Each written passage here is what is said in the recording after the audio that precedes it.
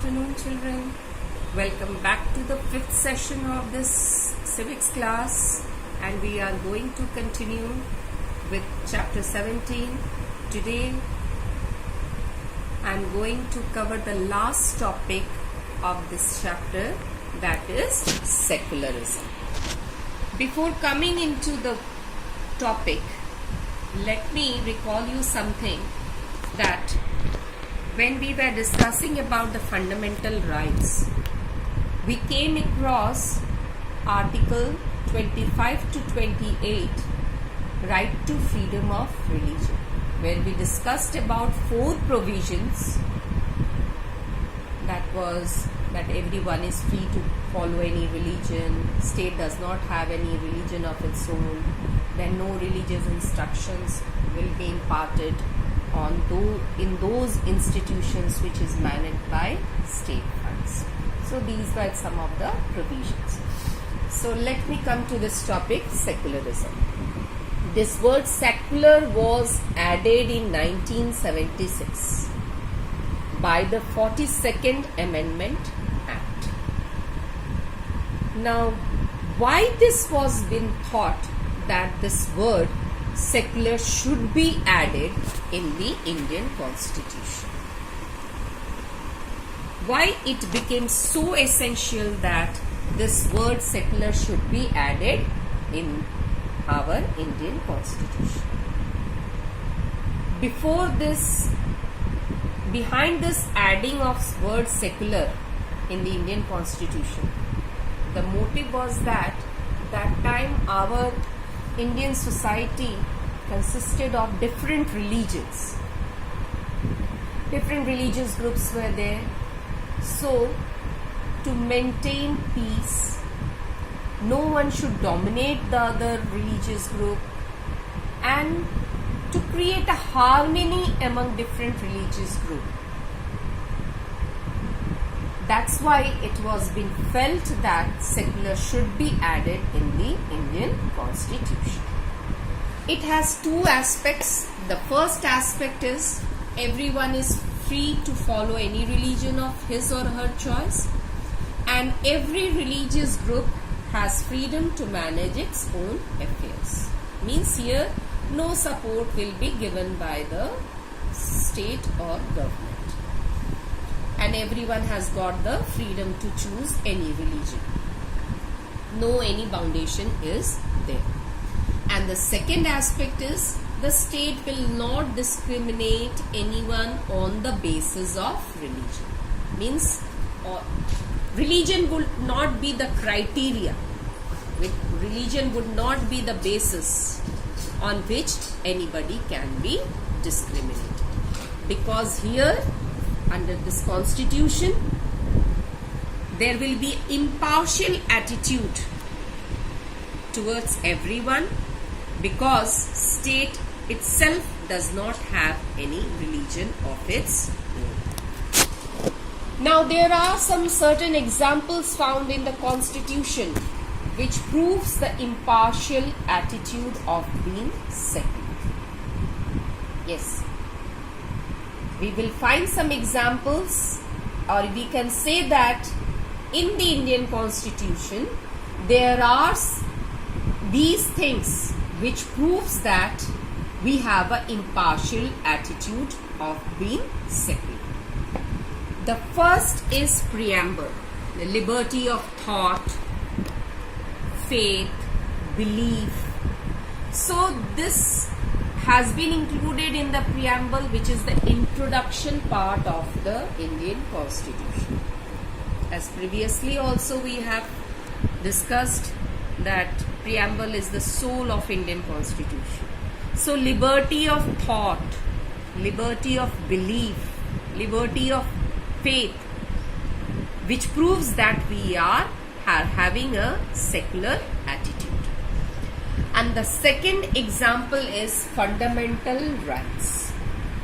Fundamental rights, like right to equality, which defines equality before law and also equal opportunity given to all without any discrimination. That means that everyone will be treated equal in the eyes of law. No one will be discriminated on the basis of religion, and equal opportunities will be given to all to secure a job or to secure a education or any other thing. No any discrimination will take place. So, and the next fundamental right is right to freedom of religion. So in fundamental rights, we have two fundamental rights. One is right to equality, under which we have two provisions there: equality before law and equal opportunity should be given to all. And the second fundamental right is right to freedom of religion, where everyone has got the choice to opt or choose any religion it likes or prefers. No any foundation is there. No any, you can say that no one is forced to choose any religion. It is its own personal matter and personal choice that you can opt any religion or choose any religion. So this is also one of the fundamental right which proves the impartial attitude of being secular. Now we come to the next subtopic, significance of secularism. Means importance of secularism. It means secularism is not merely desirable but also an essential part of pluralist society. Pluralist society. Pluralist society. Pluralist society means that type of society where different religious groups live, because here we are studying about mainly about secularism. So in this sense, we mean that different religious groups are living here. Their religious thinking are also very different. So in this pluralist society, secularism has a very important, you can say, position or important role to play. So why secularism is important now? So it is not merely that we needed it, that's why. It is an essential part of our society, especially about Indian society. Now first importance is that it enables people of different religions to live in harmony. Because if it would not have been, just imagine that if it would not have been a secular society, to every religious group would have been possible to live in harmony, to live in peace? No, it would not been possible. So it is the secular society only which enables different religious group to live in harmony. Second is protects the rights given to the minorities. Yes, because through secularism only the minorities, the rights of the minorities can be protected, so that the majority should not dominate the minorities. Third, it grants equal rights to all. No any discrimination is there regarding fundamental rights. Everyone is given equal rights to all. It limits the power of majority, which in turn protects democracy. Just now I told you that the majority should not dominate the minorities. So somewhere it is limiting the power of majority, which in turn will protect the real meaning of democracy. Because the real meaning of democracy is that the welfare of all people, of all religious group, not to a particular society or not to any particular religious group. It thinks about everyone. So in democracy, no one should dominate the other. So then only democracy is meaningful. So if to safeguard democracy, to protect democracy, it is very essential to limit the power of majority. The next importance is it brings tolerance in socio-cultural environment. The society where just now I discussed about the pluralist society, where different cultural groups are there, different religious groups are there, we have to give importance to tolerance. Tolerance means we have to respect the religious thinking of others. If we don't do that, harmony will not be established. Peace will not be established. So the feeling of tolerance should be there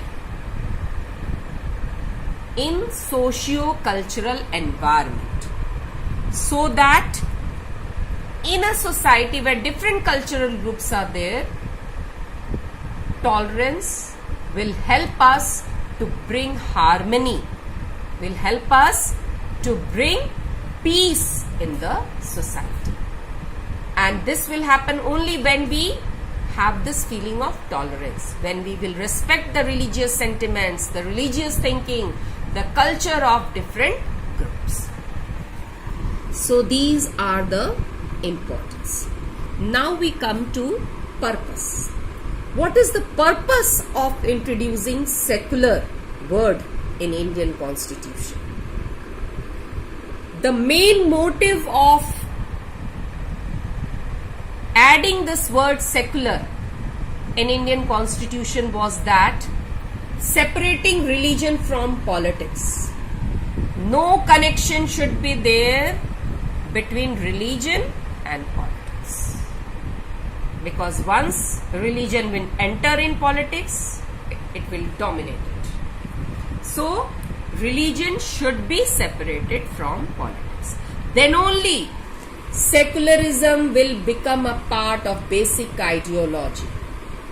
And this was only the motive behind the introduction of secularism in India. This was only the motive behind adding the word secular in the Indian Constitution by the 42nd Amendment Act, because it was the basic, or you can say the main part of basic ideology contained in the preamble. Secularism is the main part of preamble, where we deals with 5 ideals. Secularism is also one of the ideals there. Now the next question is, children, one thing I want to tell you, that whatever slide I am making here, this I am making only for you, so that you can easily prepare or make notes out of this presentation. It will be easier for you to note down these points, and it will be very easy to recall that. It will be easy for you to make the notes. So children, please follow these presentation. You have to go through the book. First of all, you have to go through the book if it is available to you. Otherwise, you can prepare a notes on this, which is also very important. I am giving you these notes only for you, so that you are benefited out of it, and it will be very easy for you to learn. Now the next topic is how secularism is practiced in India. Yes, this is also a very big question, that how secularism is practiced in India. Now, some of you can ask or raise a question that many times a state does not follow non-intervention policy. Non-intervention policy means not to interfere in the matters of religion. So many times you will see that the state does not follow the policy of non-interference. Now let's see why the state or the government is making some exceptions. Certain exceptions are made by the government to respect the religious sentiments for a particular community. Children, I have done some simple spelling mistake is there. It will be community, N-I-T-Y. I just skip the alphabet N. So you don't do the mistake. The spelling of community is C-O-M-M-U-N-I-T-Y.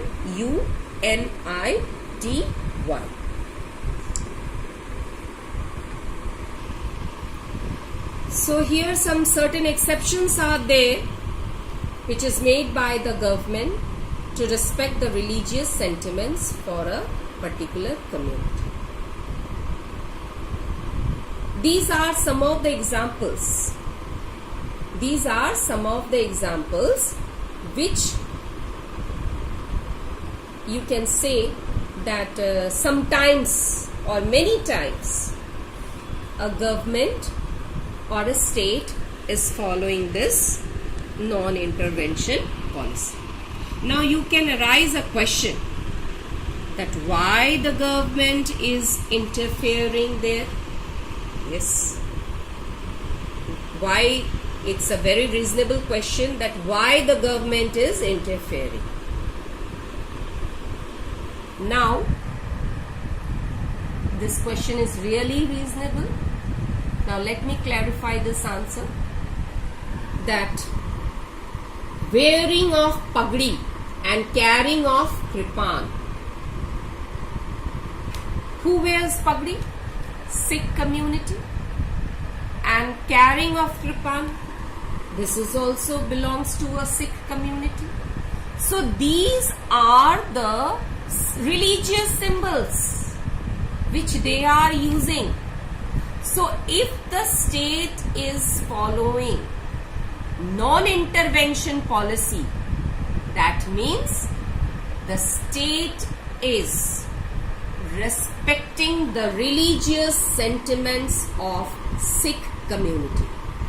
If a Sikh child is allowed to use or wear pagdi in school or any other institution, that boy or that child is allowed because the state or we all are respecting his religious sentiments. We are not favoring any religion. We are only respecting the religious sentiments of a particular community. In Indian Constitution, state is not going to interfere in religious matters. But if sometimes it is interfering, that means it is for the nation. It is in the interest of nation, in the interest of society. Let's come to the next example, practice of untouchability. Yes. What does this practice of untouchability means? Where the upper caste dominates the lower caste. So, why it was been abolished? Because it was based on discrimination and somewhere it was violating the fundamental rights. So, as we all know that in our Indian Constitution, there is no place for any discrimination. Everyone is treated equal. So, the upper caste should not dominate the lower caste. So, here the state interfered and abolished this untouchability so that everyone should have equal opportunities in their every walks of life. Again, some examples are there like personal laws based on religion can also be amended if it is against the principles of liberty, equality and justice. For example is right of inheritance. Right of inheritance. What does this inheritance means? It means practice of transferring of property or debt or rights by will or by law of succession.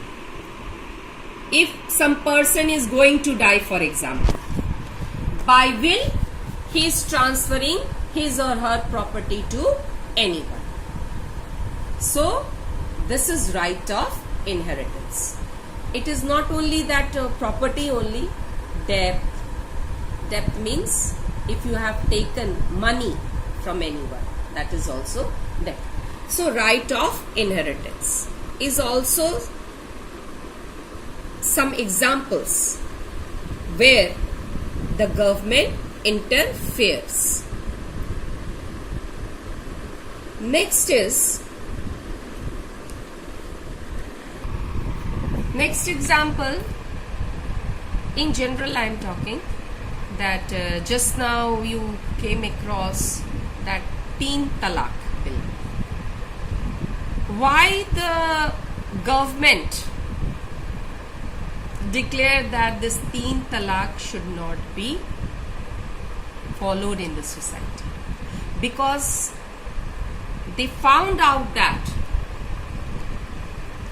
the exploitation which is taking place in the Muslim women's society, one of the reason is this talaq, Teen Talaq. So it should be amended. So the state can interfere in the interest of the society.